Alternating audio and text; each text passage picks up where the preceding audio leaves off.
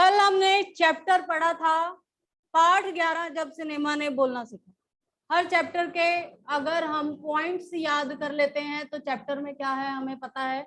उसके बाद जब हम उसके क्वेश्चन आंसर्स करते हैं तब भी हमें कोई प्रॉब्लम नहीं आती। ठीक है, जब भी आपको लगे कि कोई चैप्टर मुश्किल है और इस तरह का है तो उसके पॉइंट्स बना लें और उस पॉइंट्स को लेकर याद करें कि इतने इतने डिवाइड कर लें उसको सेक्शंस में, पॉइंट्स में। और जब आप वो 10-12 क्वेश्चन याद कर लेते हैं उसके बाद चैप्टर क्या है, चैप्टर में क्या है क्या नहीं है, उससे रिलेटेड चाहे कहीं से कोई भी क्वेश्चन आपको आए पर आपको आता होता है। ठीक है, तो कल हमने पहली सबाक फिल्म, चैप्टर का नाम था, हाँ बेटा बोलो, आलम आरा। ठीक है, क्योंकि हमने पढ़ा कि सबसे पहले जो मूवी बनी कौन सी, सवाक का मतलब होता है बोलने वाली। ठीक है, सवाक बोलने वाली, वाक आप सुनते हो ना, बानी, तो सवाक मतलब बोलने वाली फिल्म। नीचे कर लो, जिसको मैं बोलूंगी उसको मैं कह ही दूंगी। अब हिंदी में ही बनेगी भैया, हिंदी मूवी है तो।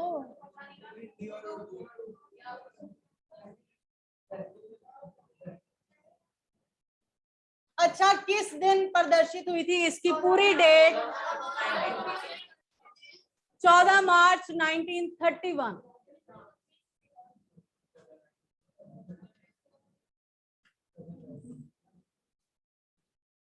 पहला नायक विट्ठल,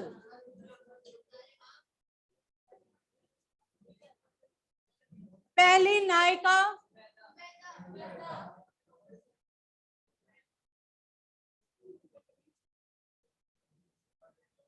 निर्देशक कौन था इस मूवी?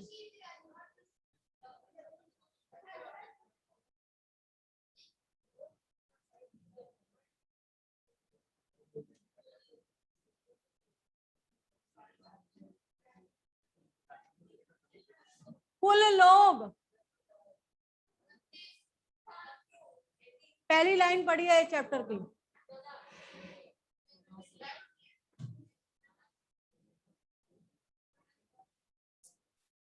वे सभी सजीव हैं, 100% बोल रहे हैं, 78 लोग जो हैं। पहला गीत का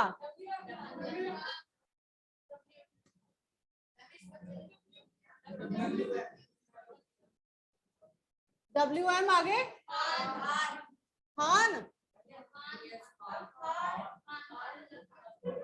चलो जी, इस फिल्म को बनाने की प्रेरणा अर्देशीर को शोबोर्ड से।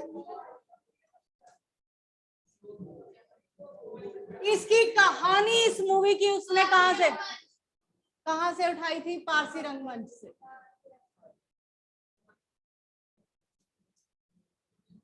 गीत का पहला गीत, उसके बोल क्या थे?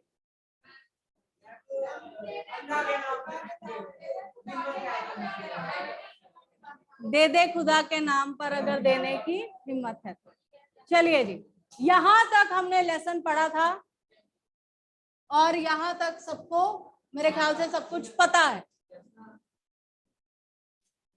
आगे पढ़ना शुरू करो बेटा। अगला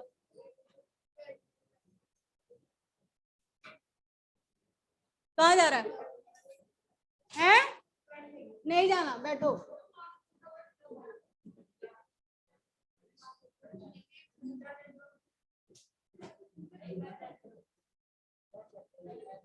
बैठ जाओ, कुछ नहीं होने लगा, बैठो। चलिए आप खोलिए बुक्स, हरी आप।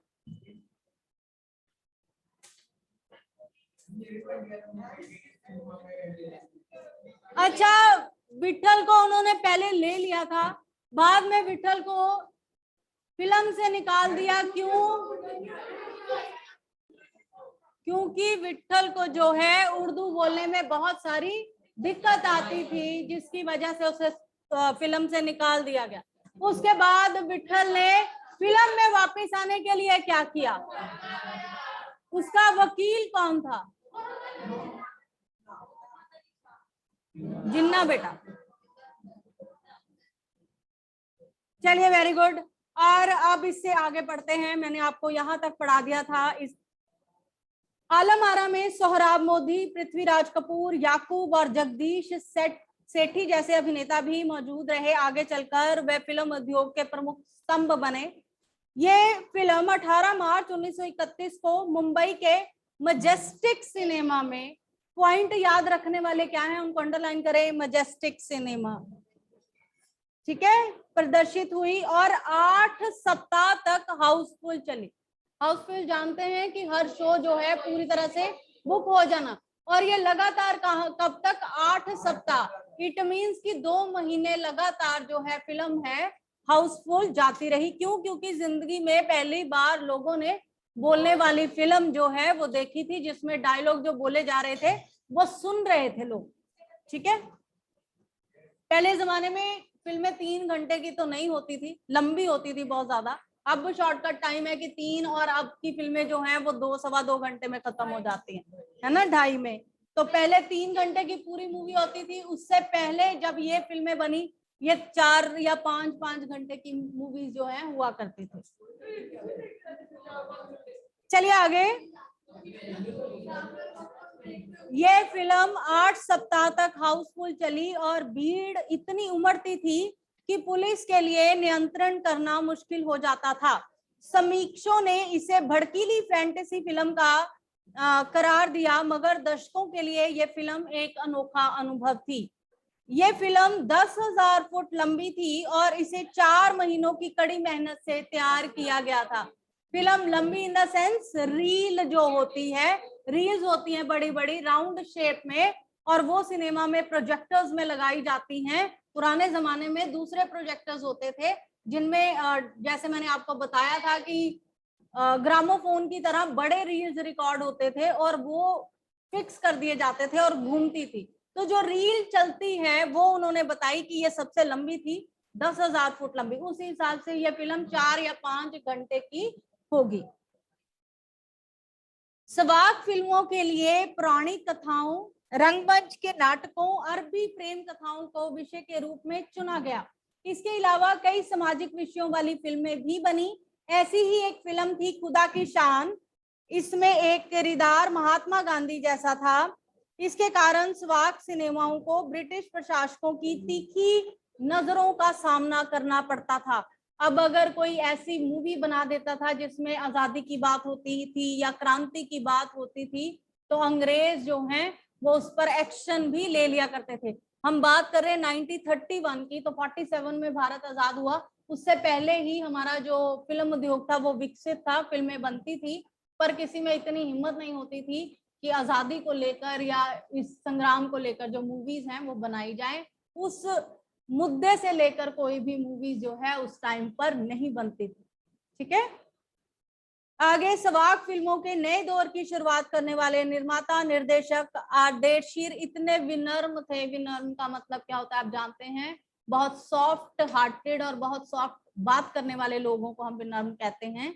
जब 1956 में आलम आरा के प्रदर्शन के 25 वर्ष पूरे होने पर उन्हें सम्मानित किया गया, तो उन्हें भारतीय सवाक फिल्मों का पिता कहा गया, ठीक है। जैसे दादा साहब फाल्के अवार्ड मिलता है लोगों को, इसी तरह उन्हें भी क्या अवार्ड दिया गया कि वो भारतीय सिनेमा के पिता हैं, father of Indian movies, cinema या इंडस्ट्रीज कहा गया। उन्होंने इस मौके पर कहा था, मुझे इतना बड़ा खिताब देने की जरूरत नहीं, मैंने तो देश के लिए अपने हिस्से का जरूरी योगदान दिया है। जब भी कोई नई खोज होती है या चीजें डेवलपमेंट पर आती हैं, मैंने आपको एक बार पहले भी इस बात को समझाया था कि जब चीजें शुरुआती तौर पे होती हैं, जब हमने वो लाख की चूड़ियां चैप्टर किया था, ठीक है, तो उसमें किस प्रकार मशीनी युग आने से एकदम से जो विकास है वो आता है, चाहे वो किसी भी क्षेत्र में क्यों ना हो, मनोरंजन के क्षेत्र में ही क्यों ना हो, एक बड़ी उपलब्धि मानी जाती है।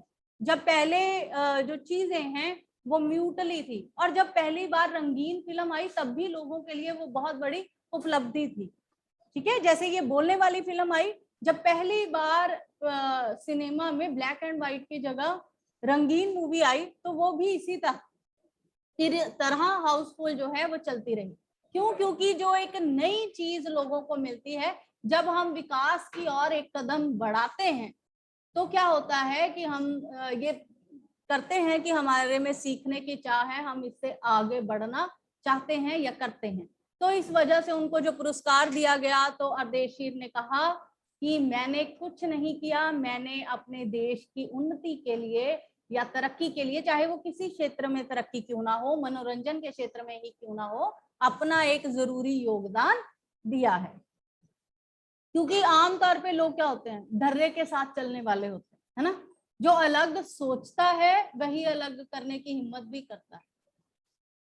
जब पहली बार सिनेमा ने बोलना सीख लिया, सिनेमा में काम करने के लिए पढ़े लिखे अभिनेता अभिनेत्रियों की जरूरत शुरू हुई, क्योंकि अब संवाद बोलने थे, सिर्फ अभिनय से काम नहीं चलने वाला था। पहले किसी को भी ले लेते थे, पहले जमाने में हीरोइंस भी ऐसे ही होती थी, ठीक है, तो स्टैंडर्ड्स नहीं होते थे। तो जब फिल्में बोलने वाली आई तो उनको पढ़े लिखे लोगों की जरूरत पड़ी, क्योंकि डायलॉग वो लिख के देंगे, तभी वो लिखे हुए को पढ़ेंगे और याद करेंगे। उस टाइम पे हमारा एजुकेशन सिस्टम इतना डेवलप नहीं था जितना आज है।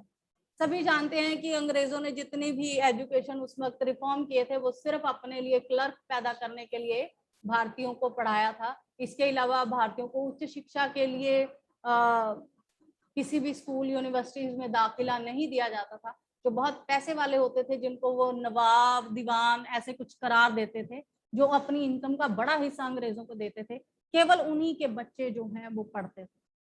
ठीक, तो यहाँ पे वो उन्होंने बताया कि ये जब सिनेमा शुरू हुआ तो उसके बाद देखो, अब एक चीज के डेवलप होने पर दूसरी चीज कैसे कनेक्टेड होती है और डेवलप होती है, कि जब जो सिनेमा में काम करने वाले लोग थे, तब उनको लगा कि अब प्रोडक्शन जब होगी तो उसमें पढ़े लिखे लोगों की मांग की जाएगी।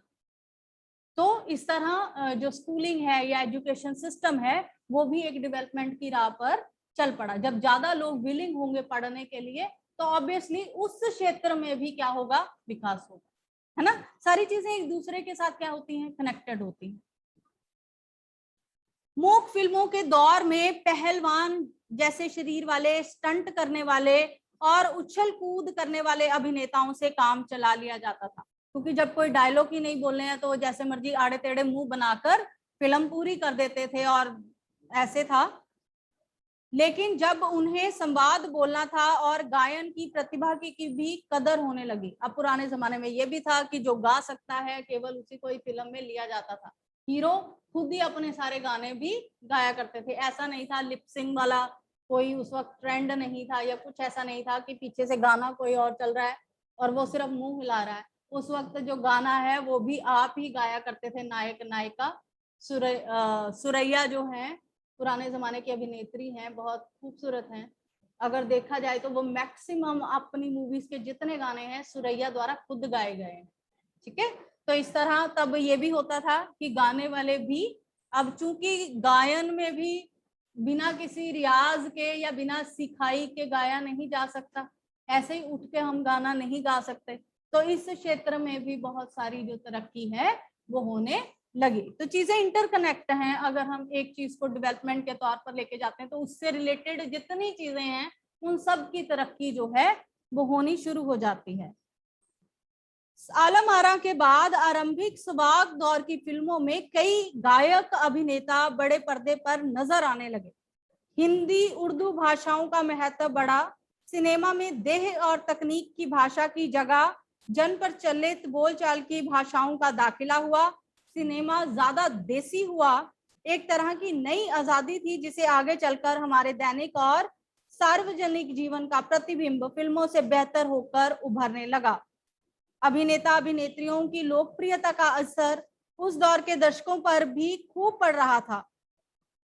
माधुरी नाम की फिल्म में नायिका सुलोचना की हेयर स्टाइल उस दौर के औरतों में लोकप्रिय थी। औरतें अपनी केश सज्जा उसी तरह कर रही थी। ये आप सभी जानते हैं कि जो ट्रेंड्स हैं वो कहाँ से शुरू होते हैं, सिनेमा से शुरू होते हैं। जब कहीं कोई नया हेयर कट चलता था, पुराने जमाने में साधना होती थी तो साधना हेयर कट चलता था, आगे यहाँ तक बाल लाके यहाँ से काट दिए जाते थे। बहुत जब पुरानी बातें, हमारी मासियां जब जवान होती थी तो वो भी उसी तरह बनाती थी, और बड़े बड़े जूड़े, वो नकली बाल लगा लगा के तो वो चलते थे। अब भी आपने कोई पुरानी पीरियड मूवी देखी होगी तो उसमें देखा होगा आशा पारिक जी हैं और वहीदा रहमान, तो वो जब उनका हेयर स्टाइल सबका देखो तो वो बड़े बड़े बनाए होते हैं उन्होंने भौंसले से, तो उस वक्त वही चलता था। और ये नहीं है कि सिर्फ वहां चलता था, कॉलेजेस में लड़कियां भी वही बनाती थी, घर में लेडीज को कहीं पार्टी में जाना है तो वैसे ही चलते थे उस वक्त। हाँ दैट्स, ये भी है, यहाँ पे ऐसे गोल पूरा। किसी ने गौर से मूवीज देखी हो तो स्टाइल, और पुराने जमाने में साड़ी पहनने का भी एक पर्टिकुलर स्टाइल था जो आजकल के जैसा नहीं था। ठीक है, शौक की बात नहीं है, उस वक्त जो चलता था। आज भी यहाँ होता है, किसी आप जब मूवी आई थी नहीं नहीं हम आपके हैं कौन, माधुरी दीक्षित वाला वो lehenga choli green and white और वैसा अटायर, मुझे लगता है कि जिन जिन के घरों में शादियां थी सबने बनवाई, इवन मेरी बहन ने भी बनवाया था। तो इट मीन्स कि जहां सिनेमा एक ट्रेंड, एक फैशन शुरू करता है लोगों के बीच में, तो यही उन्होंने बताया कि जैसे जैसे जैसे स्टाइल से हीरोइन कपड़े पहनती हैं या साड़ियां पहनती हैं वैसी साड़ियां चलती थी, वैसे ही हेयर स्टाइल्स चलते थे। तो सिनेमा ने एक बड़ी डेवलपमेंट जो है वो लोगों को दी थी। सिनेमा केवल मनोरंजन का साधन भी नहीं है, इससे बहुत सारे लोगों को रोजगार मिलता है। अगर अब इंडस्ट्री बंद है तो कितने सारे जो लोग हैं, जो पूरी महाराष्ट्र है वो डिपेंड फिल्म उद्योग पर ही करती है और बहुत सारे लोगों का नुकसान हुआ है। ठीक है, आदेश ईरानी की फिल्म में भारतीयों के अलावा ईरानी कलाकार भी अभिनय करते थे। स्वयं आलम आरा भारत के अलावा श्रीलंका, बर्मा और पश्चिम एशिया में पसंद की गई। भारतीय सिनेमा के जनक फाल्के को सबाक सिनेमा के जनक आर्देशीर ईरानी की उपलब्धि को अपनाना ही था, क्योंकि वहां से सिनेमा के एक नए दौर का आरंभ हुआ या नए युग का शुरू हुआ। ठीक है जी, कोई मुश्किल नहीं है चैप्टर, पढ़ लिया, थोड़ा बोरिंग था लेकिन उसमें क्या कहते हैं कोशिश की है कि हम बोल बोल के इसको ठीक करें। चलिए, बोरिंग नहीं था ना, मजा आया ना?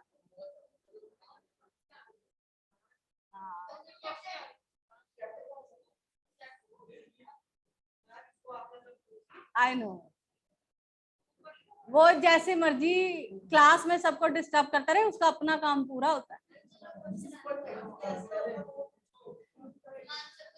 ये उसका, ये 3 इडियट का चतुर है, सबको डिस्ट्रैक्ट करके खुद इसका काम हिसाब किताब सही है।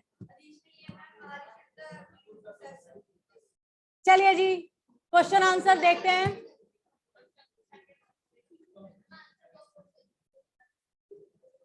पहला करना है, 1 मिनट पहले देख लें कि क्या क्या करना है। जब पहली बोलती फिल्म प्रदर्शित हुई तो पोस्टर पे कौन से वाक्य छापे गए, इस फिल्म में कितने चेहरे थे? ओके, आता है हमें।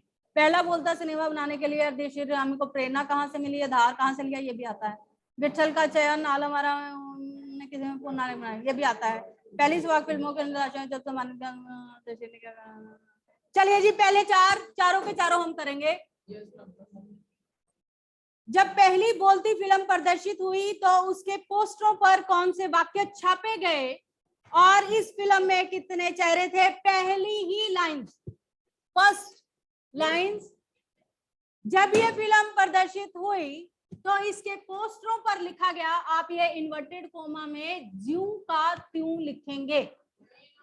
वे सभी सजीव है, सांस ले रहे हैं, 100% बोल रहे हैं, 78 मुर्दा इंसान जिंदा हो गए, उनको बातें बोलते बातें करते देखो। यहां तक,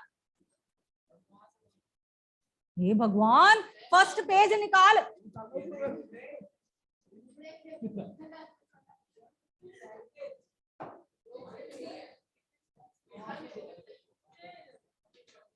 ओके, सबको पता चल गया? आंसर कहां से शुरू करेंगे हम लोग?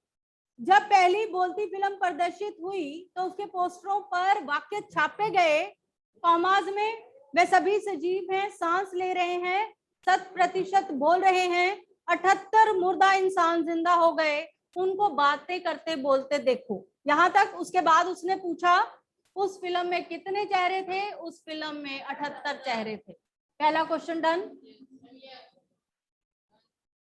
उस फिल्म में 78 चेहरे थे।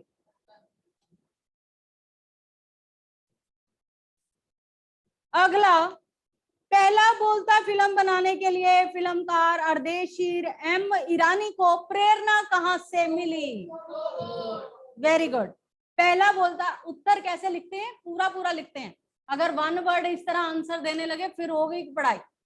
पहला बोलता सिनेमा बनाने के लिए फिल्मकार अर्देशीर एम ईरानी को प्रेरणा हॉलीवुड की मूवी शोबोट से मिली। हॉलीवुड की मूवी या हॉलीवुड की फिल्म, राइट, हॉलीवुड की फिल्म शोबोट से मिली। आगे, उन्होंने आलम आरा फिल्म के लिए आधार कहां से लिया? उन्होंने आलम आरा फिल्म के लिए आधार कहां से लिया? बिल्कुल ठीक, उन्होंने आलम आरा फिल्म के लिए आधार पारसी रंगमंच से लिया।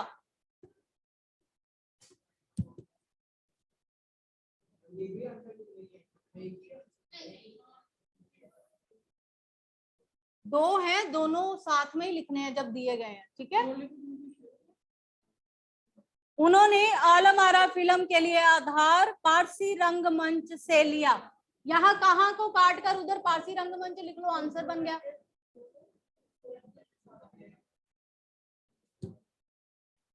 सेकंड क्वेश्चन क्लियर है? आगे बढ़ू। विट्ठल का चयन आलम आरा के नायक के रूप में हुआ, लेकिन उन्हें हटाया क्यों गया? उर्दू, संस्कृत कहां से बीच में आ गई?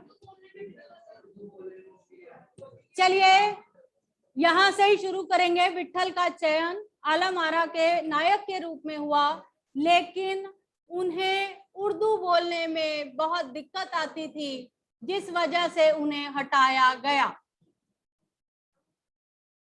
उर्दू,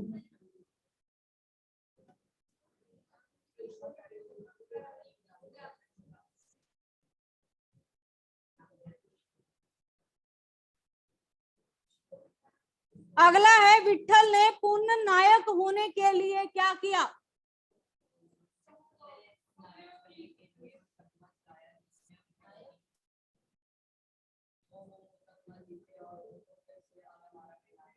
बिल्कुल ठीक, विट्ठल ने पूर्ण नायक होने के लिए निर्देशक आदेशीर पर मुकदमा कर दिया।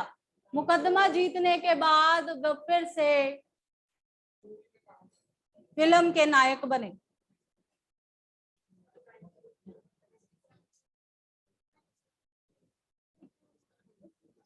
तीसरा है, 4 क्वेश्चन। तीसरा पता चल गया सबको? इधर जो ऑनलाइन बैठे हैं बच्चे, पता लग गया सबको? टोटल आपकी क्लास में स्टूडेंट कितने?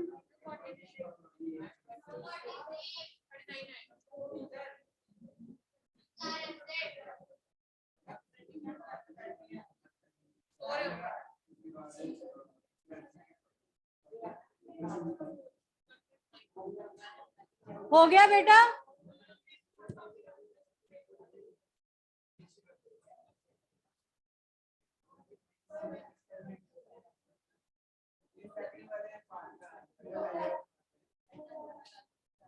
विट्ठल ने पूर्ण नायक होने के लिए क्या किया? विट्ठल ने पूर्ण नायक होने के लिए अर्देशीर पर मुकदमा कर दिया, और मुकदमा जीतने के बाद उसे फिर से फिल्म में लिया गया, ठीक है। अर्देशीर निर्देशक पर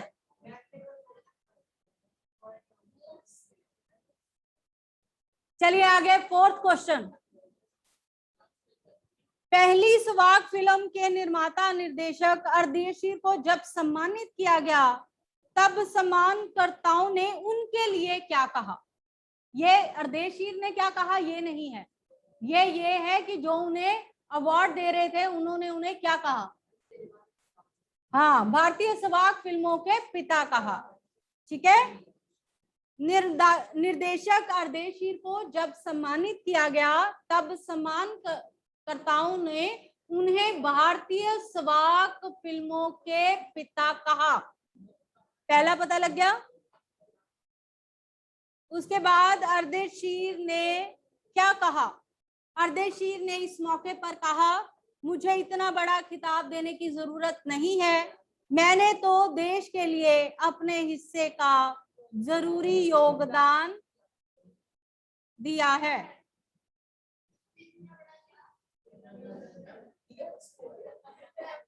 क्या?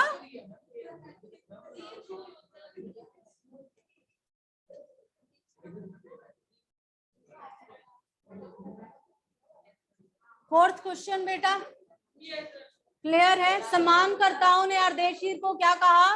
भारतीय स्वाक फिल्मों का पिता।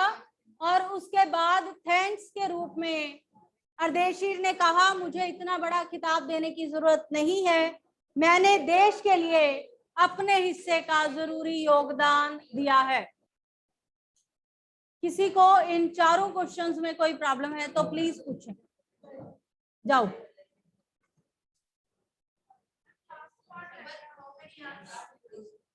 इस प्रसंग ने लेखक ने क्या टिप्पणी की है?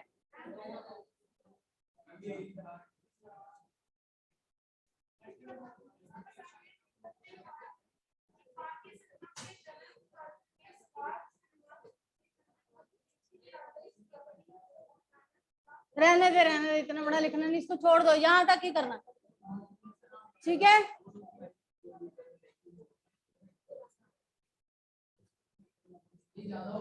निशान नहीं।